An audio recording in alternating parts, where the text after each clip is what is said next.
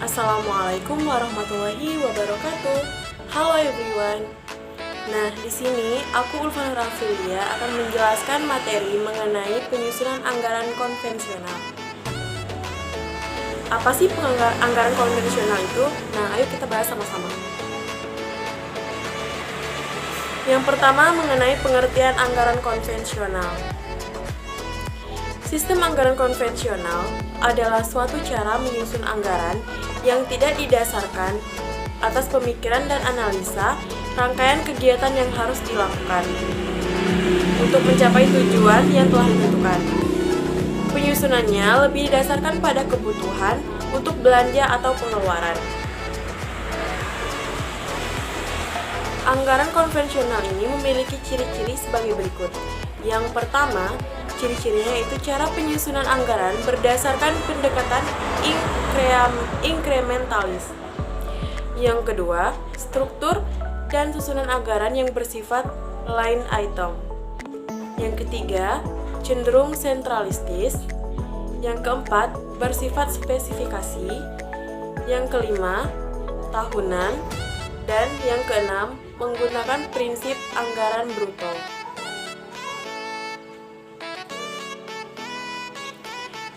Karakteristik anggaran konvensional. Adapun karakteristik anggaran konvensional adalah sentralistis, berorientasi pada input atau masukan, tidak terkait dengan perencanaan jangka panjang, line item, dan incrementalism, batasan departemen yang kaku, rigid departemen, menggunakan aturan klasik, vote accounting, prinsip anggaran bruto, dan bersifat tahunan. Jadi agak-agak sama dengan ciri-ciri dari anggaran konvensional. Anggaran konvensional ini memiliki kelemahan dan kelebihan. Nah, yang pertama mari kita bahas sama-sama mengenai kelemahan dari anggaran konvensional. Yang pertama, kelemahannya yaitu anggaran konvensional hubungan yang tidak memadai atau terputus antara anggaran tahunan dengan rencana pembangunan jangka panjang. Kelemahan yang selanjutnya yaitu pendekatan inkremental menyebabkan sejumlah besar pengeluaran tidak pernah diteliti secara menyeluruh efektivitasnya. Yang ketiga, lebih berorientasi pada input daripada output. Hal tersebut menyebabkan anggaran tradisional tidak dapat dijadikan sebagai alat untuk membuat kebijakan dan pilihan sumber daya atau memonitor kinerja. Kinerja dievaluasi dalam bentuk apakah dana telah habis dibelanjakan, bukan apakah tujuan tercapai.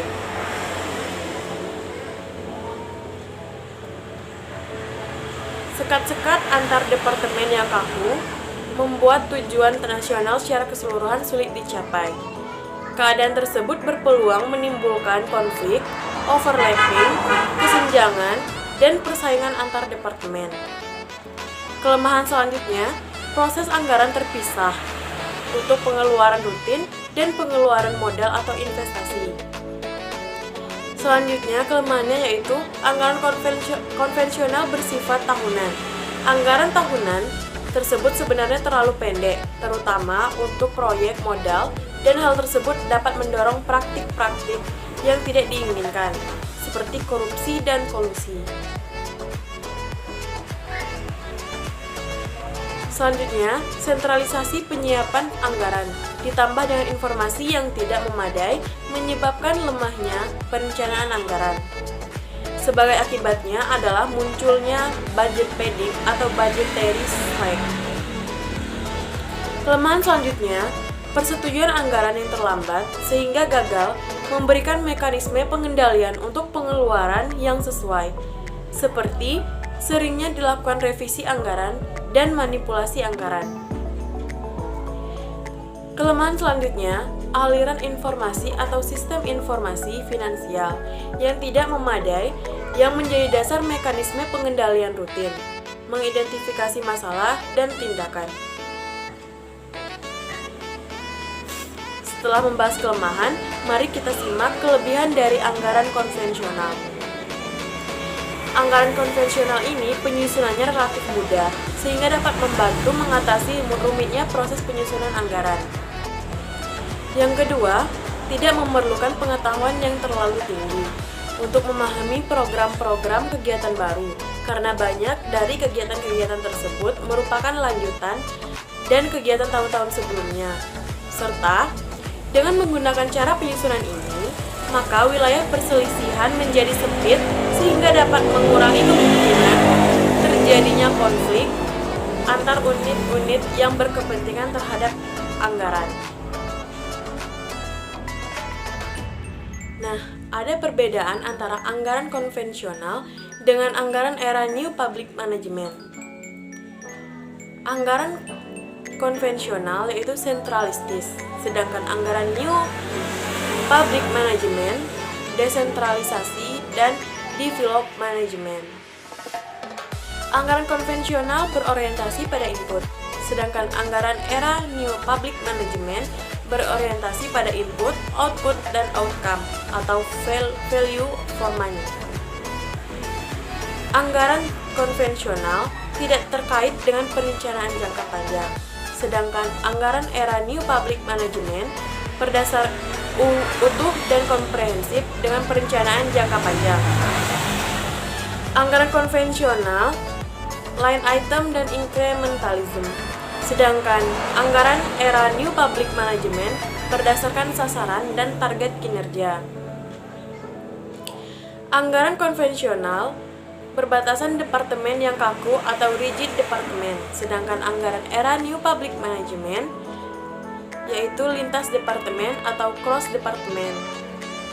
Anggaran konvensional menggunakan aturan klasik atau FOD accounting, dan anggaran era New Public Management zero based budgeting, planning programming, budgeting system.